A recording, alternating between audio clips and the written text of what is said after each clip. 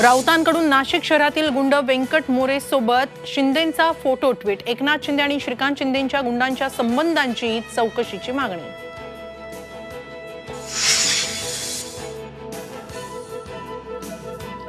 अजित पवार गटाच्या दत्ता सागरेंनी निखिल वागळेंच्या कारवर हल्ला केल्याचा शरद पवार गटाचा आरोप। तर गर्दी जमवल्याप्रकरणी मवियाच्या कार्यकर्त्यांसह वागळेंवरही गुन्हा दाखल।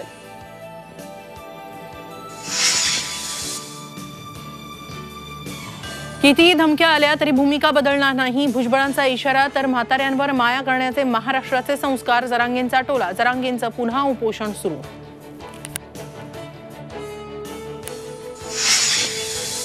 ईपीएफ वर आता 8.25% मिळणार व्याज। गेल्या 3 वर्षात भविष्य निर्वाह निधीवरील व्याज दर सर्वोच्च पातळीवर।